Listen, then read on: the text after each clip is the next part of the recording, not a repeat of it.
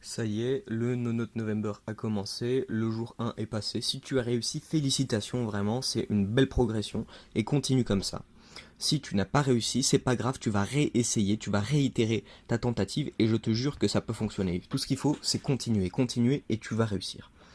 Je me permets d'intervenir pour te préciser que vraiment si tu as un problème pendant ce No Note November, reviens sur cette vidéo et écris-moi en commentaire puisque je peux vraiment t'aider personnellement. Si tu as un problème, tu as un craquage, tu m'écris, il n'y a aucun souci, je te réponds le plus vite possible. Ou bien si d'autres personnes peuvent aussi participer pour aider les frérots qui sont dans la difficulté, n'hésitez pas vraiment. Donc je rappelle que les raisons de ne pas faire No Note November, il n'y en a pas, donc on le fait. Et aujourd'hui, je vais vous parler plutôt de 5 points importants qu'il faudra respecter, qui vont énormément t'aider parce qu'il y a des conseils absolument cruciaux qui vont permettre de réussir ce challenge. Donc, n'hésite pas à rester jusqu'au bout. La première astuce, c'est le pourquoi. Pourquoi? Quel est ton but? Quel est ton objectif à faire ce mois? Ce mois d'abstention.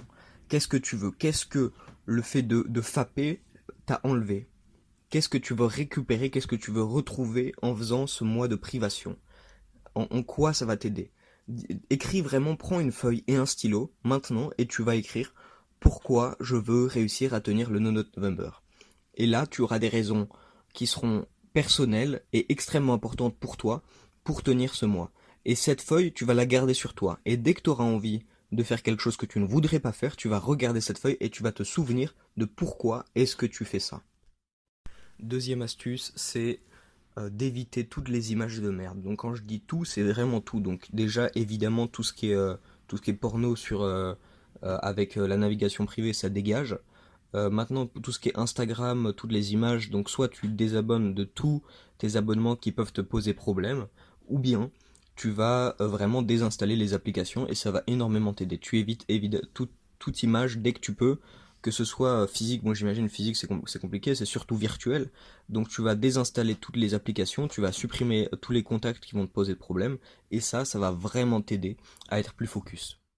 Troisième astuce, et pas des moindres, c'est le fait de détecter le risque et de l'éliminer. Il faut que tu saches quand est-ce que tu fais ce que tu n'as pas envie de faire. Donc, quand est-ce que tu te branles? Mec, est-ce que c'est dans les toilettes avec ton téléphone? Si c'est le cas, lorsque tu vas aux toilettes, tu vas t'obliger à respecter la règle de ne jamais amener ton téléphone. Si c'est dans ton lit avec ton téléphone, dis-toi que dès que tu es sur le lit, le téléphone n'est pas avec toi. Il faut dissocier le lieu et l'appareil que tu utilises.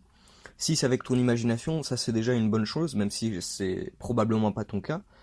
Mais si vraiment c'est à l'aide d'appareils, il faut vraiment que ces appareils soient le plus loin possible des endroits où où tu pratiques la masturbation, tout simplement.